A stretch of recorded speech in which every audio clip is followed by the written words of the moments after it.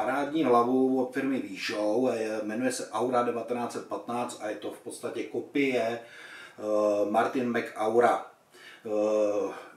Je to velice zdařilá kopie, má kompletně stejnou personalitu jako její originál a ještě předtím, než se na tu hlavu podíváme, tak si řekneme něco i o firmě Výšov. Je to přední čínský výrobce vlastně světelné techniky, dodává i pro čínskou televizi.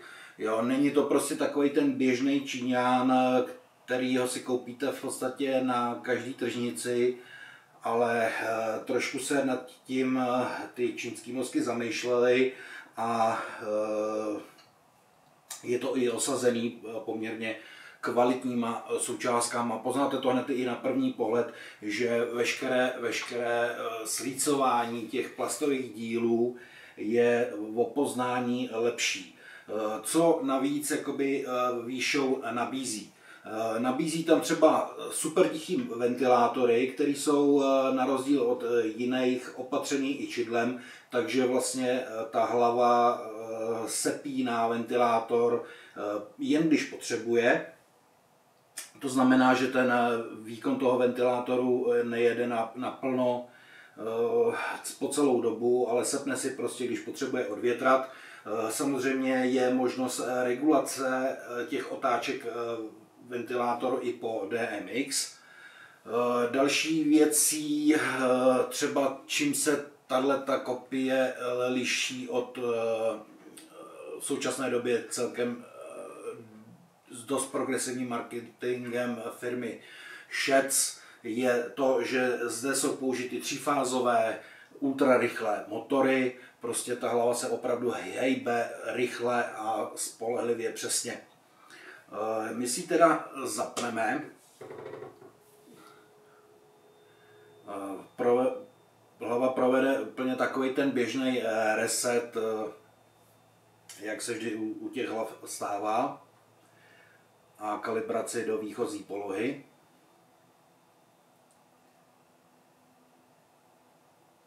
Je vidět, že ty motory nejsou moc slyšitelný ani v těle těch pomalých otáčkách. Já si otočím takhle na sebe, abych viděl na displej, a dáme tedy menu, set a máme tady Run Mode. Run Mode je ve výchozím nastavení nastaven na DMX, ale mohu ho změnit na Sound, tedy řízení vestavěným mikrofonem, a nebo Auto. Je tady jedno nastavení automatického chodu. Když ho potvrdím, hlava se tedy rozjede. No, má to docela i pěkné barvy, má to i nastavení CTO, tedy teploty té barvy. Pokud budu potřebovat měnit teplotu bílé, a oproti značkám, těm velkým značkám, jako je třeba Robe nebo Martin, tak bych řekl, že se to liší snad jen v té optice, jo, která je tedy poměrně drahá. Tady prostě je normální plastová optika, ale pořád tím výkonem skoro nějakých 300 W, tam je 18 nebo 19x15, takhle 19x15 W čipy, tak nesvítí to teda víc než o něco méně výkonný originál, právě kvůli té optice, ale svítí to pořád velice dobře. Jo, samozřejmě všimněme si, že má to právě i ten efekt té aury, protože většina těch kopií na ten efekt aury nějak prdí, prostě udělali tam takový ten kaleidoskop, že můžu prostě ty kruhy samostatně ovládat, což jako na jednu stránku je zajímavý, ale když už bych měl něco takového chtěl, tak už bych si koupil světlo typu BI. Já to zase teda vypnu ten automatický chod. OK. Tak, slyšeli jsme, že i ty motory při těch rychlých pohybech teda trochu jakoby slyšet jsou, ale to je úplně normální. To je slyšet prostě i jakoby drahá hlava za 80 000. Tady se budeme bavit v maloobchodní ceně za hlavu nějakých do 8 000.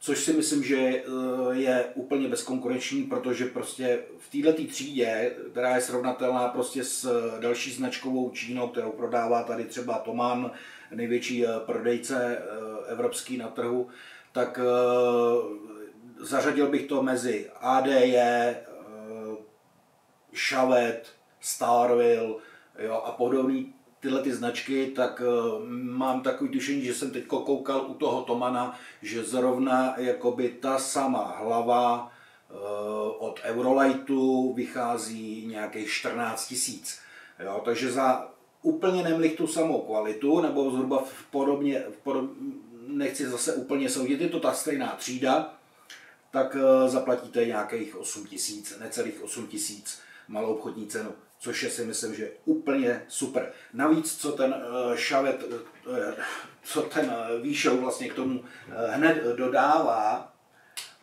hlavu vypnu a odpojím ji, tak jsou třeba tyhle ty krásný skládací háky.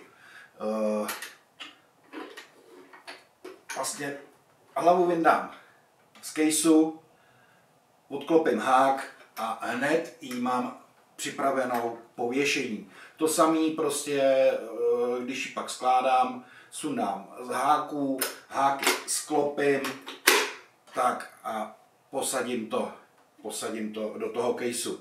Jo, ty sklopní háky jsou úplně super věc, usnadňuje to manipulaci, usnadňuje to uskladnění v tom caseu a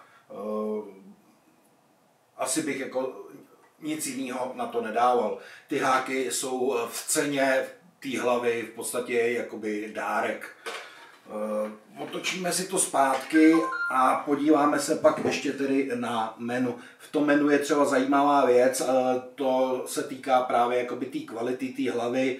Je to, že máte nastavení třeba displeje, jestli ta hlava je teda v této poloze nebo v té otočený. Je běžný, že se to dá tedy nastavit, to je naprosto běžný, to tam dává každý, ale tady máte zase opět čidlo, že si můžete nastavit to otáčení automatický. Jo, nemusíte se už tím vůbec jakoby zaobírat. Dáte si tam automatiku a v podstatě tak, jak tu hlavu potřebujete, jestli potřebujete na to pódium posadit takto, nebo ji teda zavěsit někam na tras, tak ten displej se automaticky otočí podle vašich požadavků. Tak, jak jsem už říkal, podívejme se ještě tedy na to menu. Já doufám, že to bude trochu vidět. Samozřejmě při startu svítí logo, takže ještě jednou se to aretuje a nejsem si tedy úplně jistý. Takže je tady vlastně klasický domeček, kde se nastavuje adresa.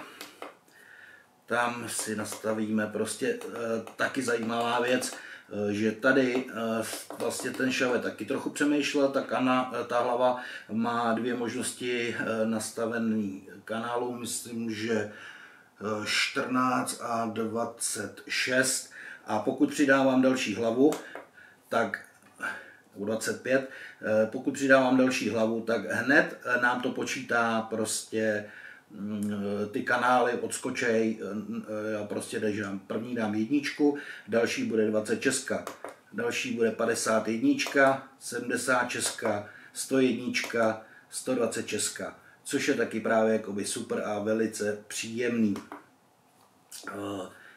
V nastavení set máme tady vlastně výběr toho run modu, fixture ID, channel mode, 25 kanálový a 14 kanálový, jak jsem říkal. Invertování panu, invertování tiltu, prohození pantiltu, encoder, keep DMX, jak se má chovat vlastně, potom screensaver, invert screen. Jo, invert screen, jak už jsem říkal, tak můžeme nastavit buď to teda on, off, anebo teda auto. Výběr jazyka, natažení, poslední položka je natažení defaultního nastavení. Takže půjdeme zpátky, když dáme pak zase tady třeba test, tak tady máme vlastně jednotlivé kanály, které můžeme nějakým způsobem testovat, přidávat vlastně hodnoty. Půjdeme dál, pak je tady kalibrace, to je taky velice užitečná funkce, reset, kompletní reset toho světla a node, který nám říká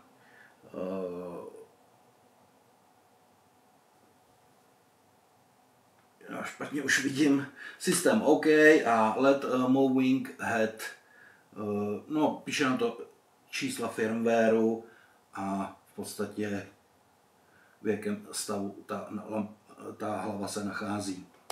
To je asi tak jakoby všechno v tom menu, pak je tady kontrolka DMX, že do toho jde správně DMX a kontrolka chyby, error.